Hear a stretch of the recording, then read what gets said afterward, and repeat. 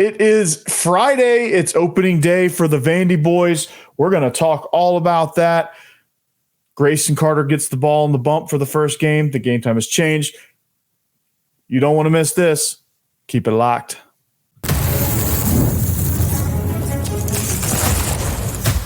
You are Locked On Vandy, your daily podcast on the Vanderbilt Commodores.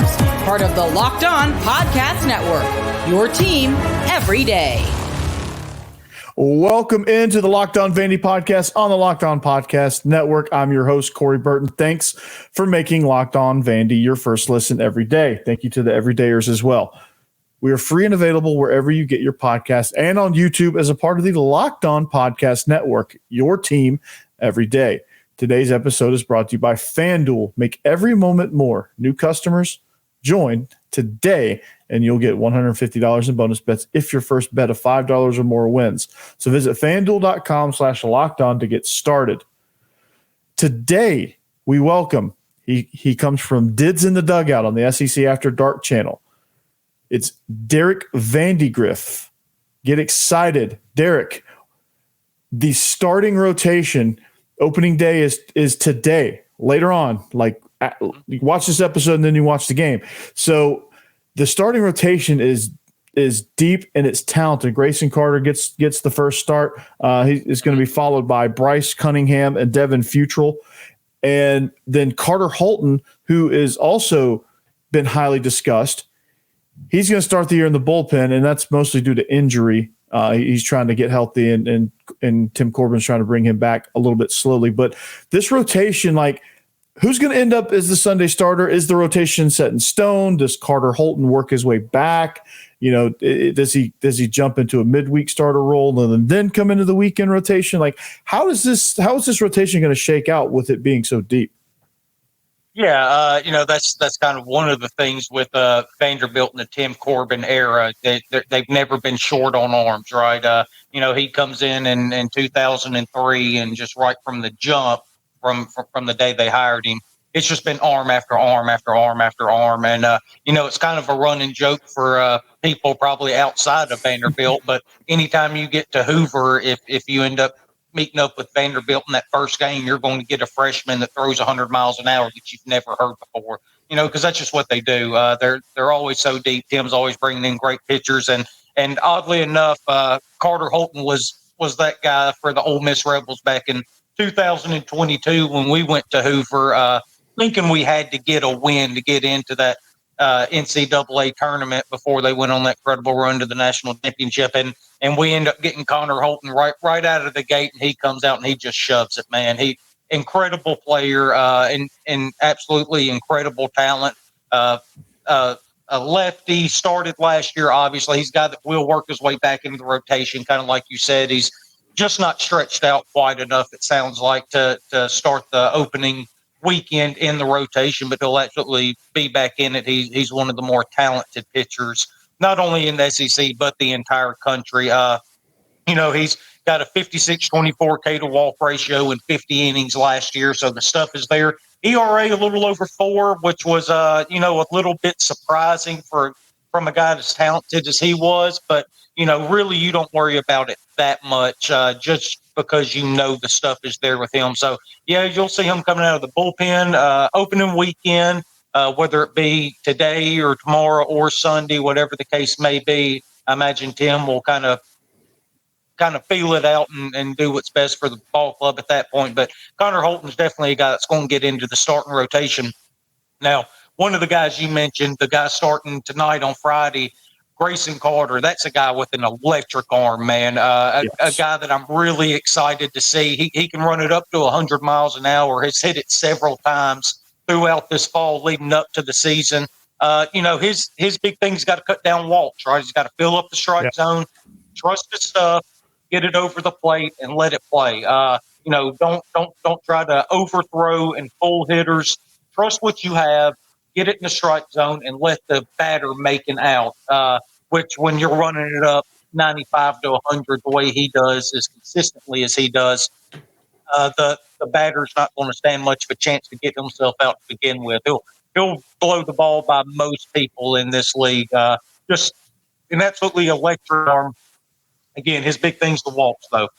Cut down on the walks, keep it in the strike zone, and he's going to be just fine. I think he's going to be an absolutely dynamic starting pitcher for Vanderbilt this year, which is no surprise. And then you've got Bryce Cunningham coming in as well. That's another. Yeah, that's it. I mean, that's what they do. It's lefty, lefty, lefty, lefty. They have a really, really good mix of lefties and righties. So he's another guy that obviously people are really excited about, right?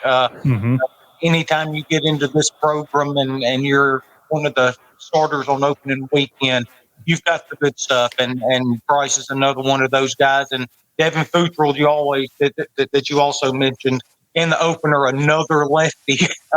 This team is just packed full of them. A guy that's not going to blow you away with his fastball, 89 to 92, but he has really good control. And, that's one thing that's really important for pitchers. If you get his control with Carter's stuff, then you're talking about, number one overall pick type pitcher there. But 89, 92, really good changeup. That's where his weapon's at, right? Especially from the left side.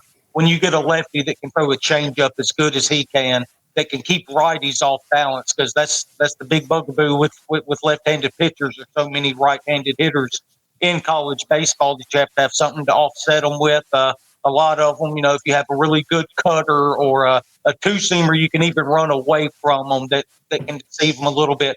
The best is the changeup, though. If you've got a lefty with a really good changeup and a serviceable fastball like Futrell has, then that's a recipe for success as well. So I think they're in pretty good shape for this opening weekend. And what kind of like we just talked about, these three guys, these aren't going to be the three guys all year, because you've got Carter Holton waiting in the wings. As soon as he gets stretched out and ready to go back, he's going to jump back into that rotation.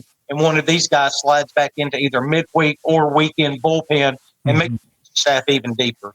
Yeah, absolutely. And you got a power righty, a power lefty, and two guys that have a lot of command and can really kind of get guys out and get creative. So, man, this pitching staff is outstanding, man.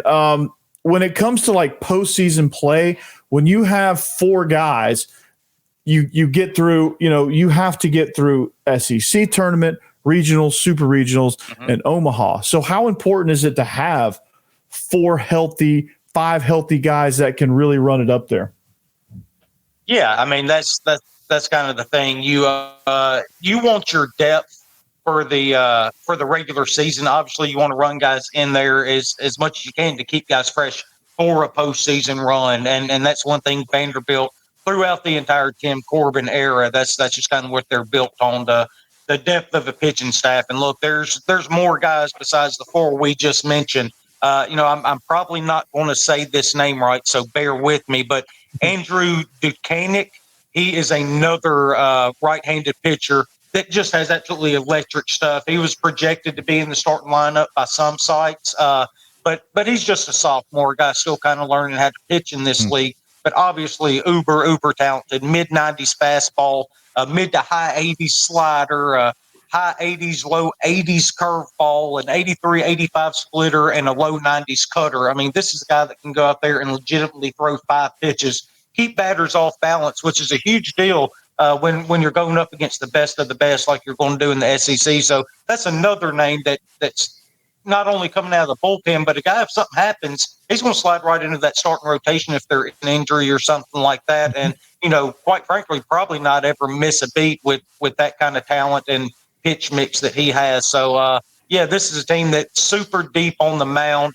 Quite frankly, they're my favorite kind of teams to watch. I want to see teams that have arm after arm after arm. That's kind of my favorite thing in baseball. I love the pitching side of it, and quite frankly, you can't win without it. And that's why Vanderbilt's been so consistently good throughout the last 20 years since Corbin's been there. It looks like 21 setting up to be the exact same way. Yeah, absolutely. And you were very, very close. I think it's Dukanich, and they call him Duke. Okay. And Okay. they just and Vandy fans just call him Duke because I don't think a lot of Vandy fans say his last name either. But well, I'm going to tell you from now on, I'm calling him Duke too. I'm not trying that again. Yeah, hey, it's all good. I'm gonna call him Duke myself, so we're all good. But yeah, the bullpen spots are kind of up for grabs. And what's interesting is like when you compare college to MLB, which everyone does, like the whole. I used to be a pitcher growing up. I was a pitcher and an outfielder growing up. So like I appreciate the art of great pitching. I'm a Braves fan. Greg Maddux is one of my favorite players of all times. He could tell you exactly what he's going to throw, and he would tell you, "Hey, I'm going to put it right here. Try and hit this," and people couldn't. And he wouldn't. And so unless it was Tony Gwynn. Tony Gwynn, yes, Tony Gwynn was about the only one. Yeah, he was the exception to the rule with the Mad Dog. And nobody, I mean, it didn't seem like anybody could get Tony Gwynn out on a side. Well, no, nobody ever did. That was the thing. That's why he kept everybody so pissed off all the times because Greg, he was so good at working all four quadrants, right? I kind of brought this up on Stephen Willis's show yesterday, and that's kind of the key to pitching, and maybe we're going more back to that now because it kind of got away from where you got to a lot of velocity and deceptiveness, but if you can work all four quadrants, keep it in the strike zone, keep the hitter off balance, then it makes it really, really tough. And we kind of see it going back to that model a little bit more, not because guys don't have stuff. I mean, now they have stuff and they're working all four quadrants, so it makes it even harder from back when Mad Dog was throwing it.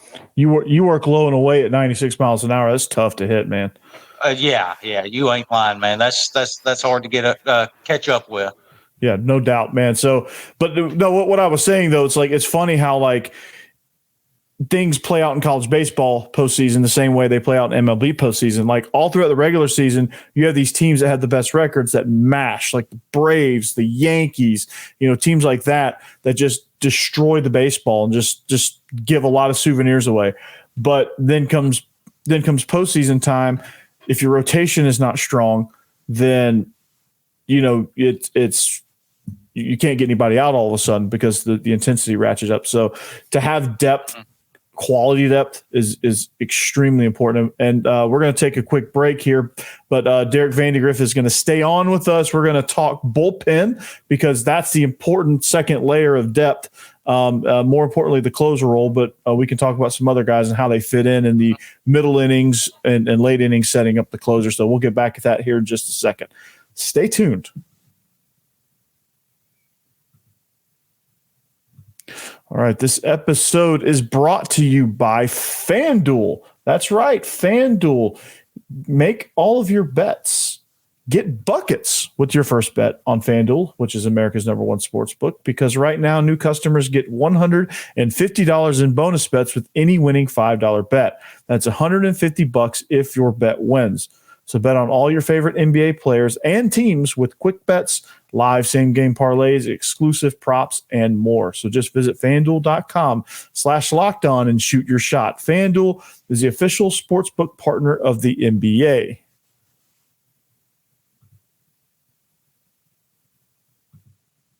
All right, we are back. Segment number 2 here on the Locked On Vandy podcast. Thanks for making us your first listen every day. Make sure you make Locked On SEC your second listen. And after that, check out Locked On Ole Miss with Stephen Willis. That's where I found this guy, baseball junkie himself. Derek Vandegrift is still with us, man. Talking pitching because the two of us apparently are two pitching nerds. So go figure, right?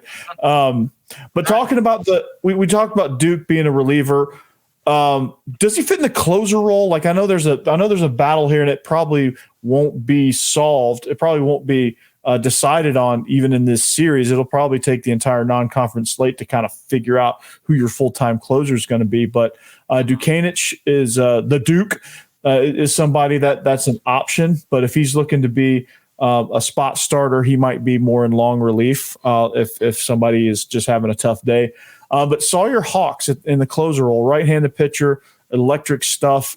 He's somebody transferred in from Air Force. So he was at Air Force a year ago. He had a nice season in the Cape League. Like what to me, and the Vandy Hustler is predicting this as well. I agree with it. But I think Sawyer Hawks, the power righty, is going to be the closer. Yeah, as we sit here before the season starts, it's really difficult to really hammer out roles, especially in a bullpen. But that's what shows like these are for, right? You sit there and try to figure them out as you go. I think this is going to be an absolute battle for whoever just performs the best. I think it'll be really interesting to see who Corbin goes to first when a safe situation comes out. He's obviously a really good option. Like I said, a power righty. That's what you want when it comes to closing games. You want a guy that's going to come in there with his best stuff and not walk a lot of guys, obviously, but you'll also give up a little bit of control for better stuff to try to get those last 3 games. So I certainly think he's an option. The Duke we've already talked about is a guy that can certainly slide into that role if we're to come to that. But also Ethan McIlvain, the freshman lefty, is another guy that I think is going to have something to say about this too. Yeah. I mean, man, what a live arm he has coming from the left side. Now, ideally, you don't particularly like lefties closing games. That's kind of an old baseball rule, right? We have seen several of them do it throughout the years, but most time you see, kind of like you said, with Hawk being the power righty, is what you would prefer to close games with all the right-handed batters. That's kind of the idea behind it. But Ethan McIlvain, he's a guy that he's a power arm himself. He just goes from the other side of the rubber than Hawk does. 94 to 98 with a really hard slider too. That's one thing that can help offset those righties if he's able to locate it correctly. You can't leave it over the middle of the plate, but if you sit there and bury it over top of their shoes or something like that, then it could be a big swing and miss pitch, especially coming off that high velocity fastball. So a ton of options for Vanderbilt. I'm not worried about them being able to find the closer with all the arms that they have. Tim always figures it out, and he's going to figure it out again. Obviously, a ton of really quality arms. I do think it'll be interesting to see if he does even try Duke in that role, or if he, kind of like you said, uses him almost exclusively as a middle to long reliever and then maybe like a midweek starter just to keep him stretched out in case something were to happen. So, but yeah, it's going to be really interesting to see how the closer role pans out, but a ton of guys to choose from there. Yeah, no doubt. And I could see, like, if Ethan McIlvain doesn't fall into that full-time closer role, I could see him as a lefty being somebody that kind of slides into a midweek starter if there's like a two-game set in the middle of the week, like him and the other the fourth guy that didn't make it into the weekend rotation. Those guys throw those innings with Duke coming in relief in the 6th, 7th inning and be able to give you a couple of innings, and then your closer, man. I just think mindset wise, when you look at your closer, I mean, Ryan Ginther's somebody who's also a name, but I just see him being really solid middle relief or even kind of a setup guy. But I think your closer, you kind of have to, when you look at the most successful closers in baseball, whether it be college or MLB, when you look at the mindset of a closer, you have to have a guy that's going to come in that just is extremely cocky, screw loose. Like, I'm going to throw this right here. I dare you to hit it. And I'm going to let you know about it when you don't. Like, that's the kind of guy I want on the hill in the 9th inning when you're up 2-1 and you need this win big time. Yeah, I 100% agree. I want a guy that has the absolute most emotion out there on the mound during those big moments. You go back. We're talking about being Braves fans, so go back to the John Rocker days, right? Was there anybody more animated on the mound than he was back then? But a guy that would tell you about it too. Hey, I'm going to throw this pitch right here. There's nothing you can do about it. You're going to swing and miss. And then on your way back to the dugout, I'm going to let you know the entire way. That I love me some John Rocker back in the day. He was so much fun to watch pitch. But yeah, you've got to have a guy that kind of like you said, kind of has a little bit of a screw loose up there, right? Guy that's not intimidated by anything. That's not going to be overwhelmed by the moment too. That's that's the big thing. Is what gets a lot of pitchers going into the closer role. Some guys are really, really good middle relievers, really, really good bridge guys. But and you need those guys to be calm. You need those guys to like come in and just be like, we got runners on second and third, no outs. I need to get out of this jam. Like I just need to calm down and put it across the plate. That's the guys you need in middle relief. Mm-hmm. Yeah. That's exactly right. And but yeah, the mindset of a closer is definitely an entirely different breed. And I'm going to back up for a second on something you said that somehow I didn't even think about. That I thought was really interesting. If McIlvain ends up starting in the midweek, if he doesn't win that closer role, I think that would be a really good spot for him to starting in midweek, see if you can stretch him out a little bit. Because, man, this arm from the left side, I think, could really play as a starter if you did stretch him out enough. So that's something I'm definitely going to be watching for now, too. If he doesn't lock down the closer role, see if Tim Corbin starts working in a little bit of midweek, try to stretch him out. But because it's definitely an electric arm.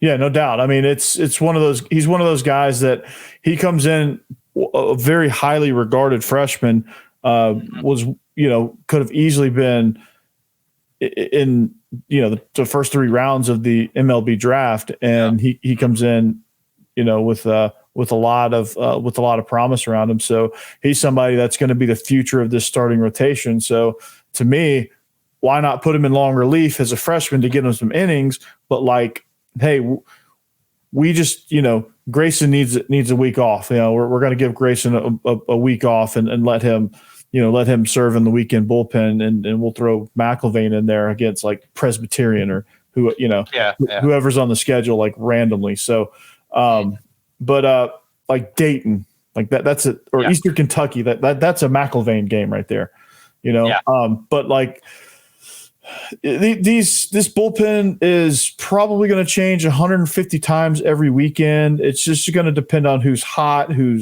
needs rest, or how deep in the game can your starter go? So it's all going to be a lot of fun, Derek. So we're going to take another quick break, and we're going to switch gears a little bit. We're going to talk outfield because that's another position that's exciting that we're going to get a lot of kind of creativity with. I talked in earlier shows about the corner infield. That's a very powerful area for Vandy. They have 4 guys that can really kind of light it up. And a couple of those guys can factor in the outfield as well. So we're going to talk about that here in just a second after we hear from our friends at Gametime. All right. We are also brought to you by Gametime.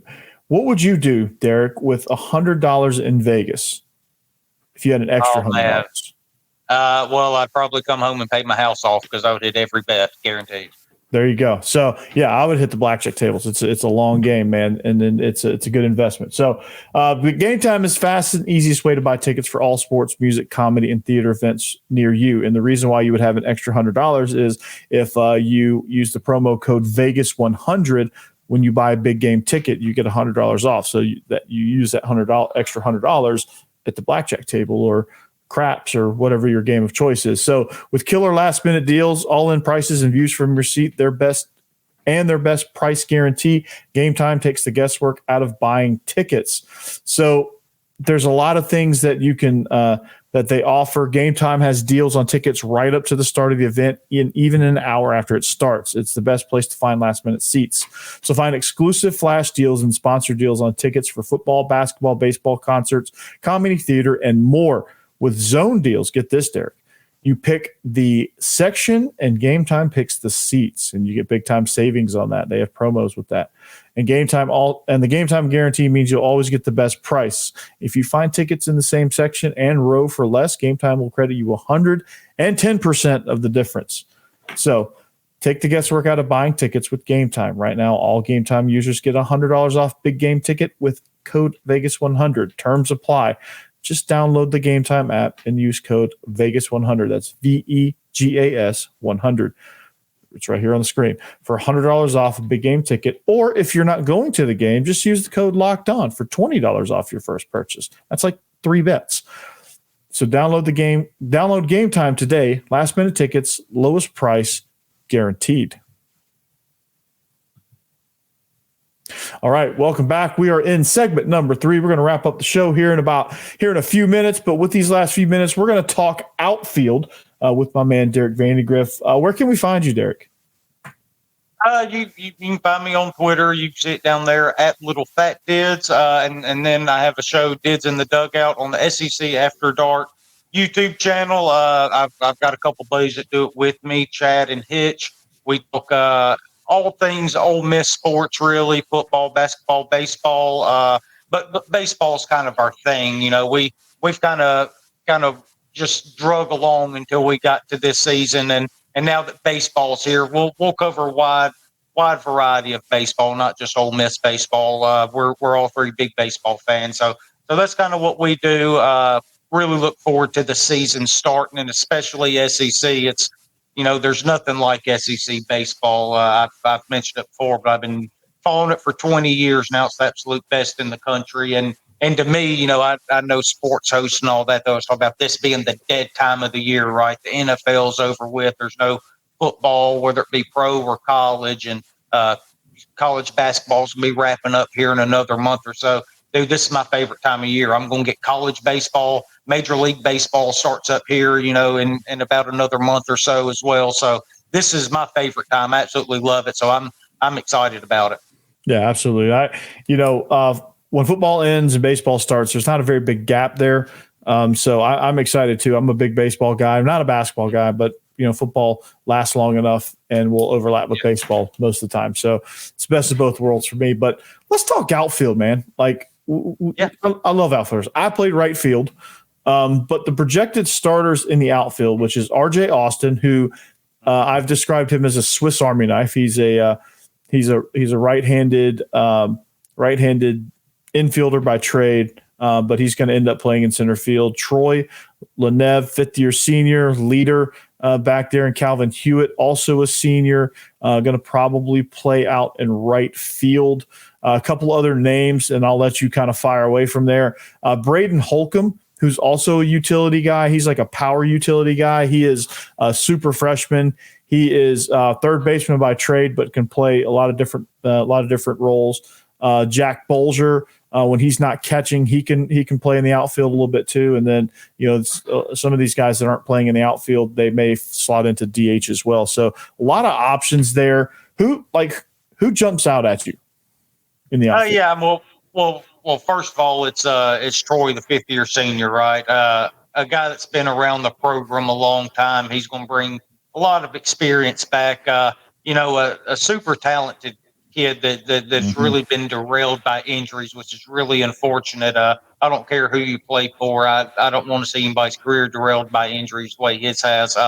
But you know, he by all accounts seems to be healthy coming into this year. Big left-handed bat, can really swing it. So I'm really hoping he can stay healthy so we can finally see a true full season of him out on the field. I think he can have an incredible year. Like I said, R.J. Austin, another guy that, you know, kind of, like I said, the Swiss Army knife. The way this outfield could end up shaking out really reminds me of Mike Bianco and what he does with the outfield as well. They're, you know, it's kind of funny. 3 longest tenured coaches, Mike and Corbin and Dave Van Horn, they all kind of do things the same way, specifically when it comes to the outfield. They recruit a heck of a lot of infielders, and while you're recruiting them, you're wonder, well, where are you going to play them all? You've only got 5 infield spots, 4 if you don't count the catcher. But all 3 of them do a really good job of getting athletes and then being able to turn them into outfielders. And R.J. Austin's going to be another example of that with Vanderbilt this year. Really athletic kid. He's only a sophomore, only hit 257 last year. 741 OPS, though. That's not bad for a freshman season. Coming back as a sophomore, you expect those numbers to rise. He'll do a little bit better. Home runs as a freshman, obviously really good. So a lot of potential in that bat that he could really swing it. Another one I'm looking at is the transfer from UMass Lowell, Jacob Humphrey, a guy that had a really, really good year last year before he transferred into Vanderbilt. Got hit 317, 944 OPS, 9 home runs. Can really run, though. 32 stolen bases. He can be a real threat with his legs. and a pretty good walk to strikeout ratio, 30-46 right there. So it's not too bad. Now there's going to be an adjustment, obviously, coming into the SEC, and so that's one thing to keep an eye on.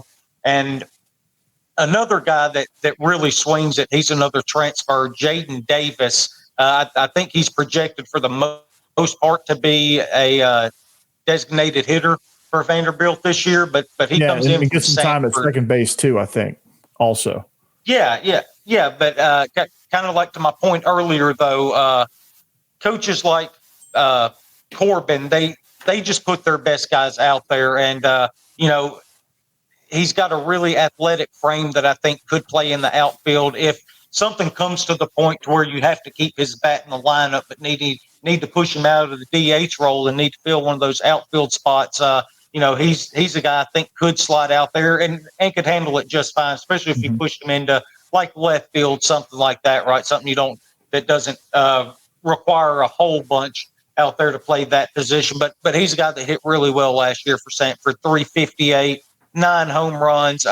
And you talk about a strikeout to walk ratio, 37 walks to 33 strikeouts last year. So he actually walked more than he struck out. Really good plate discipline, really good eye. A guy that definitely has the potential to excel in this league. And you're kind of seeing this more and more with the transfer portal, guys coming from these lower levels into the SEC, and to see how it translates, which is really commendable as far as I'm concerned, because they could sit down there and just have, the years of their life, year after year, just feasting on some lesser pitching. But they decide to go to the best conference in the country, up the competition, and see if it's going to play there.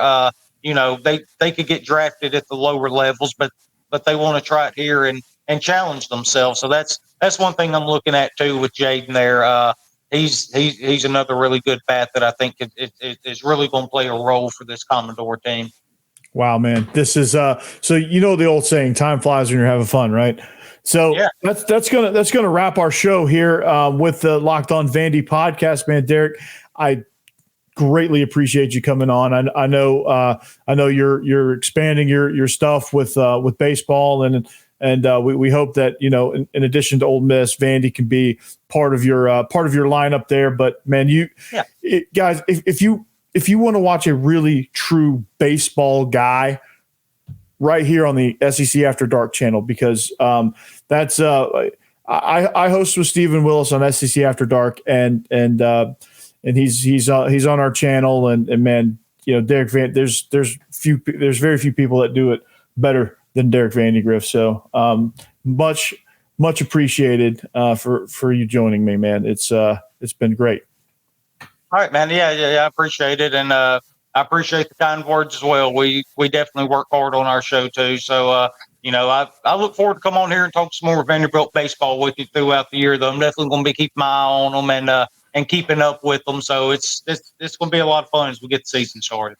All right, man. Well, thank you, Derek. Thank you, Derek, and that's going to do it for us. Have a great weekend. We'll talk Monday. We'll react to the opening series, see how weather plays a factor, and until then, anchor down.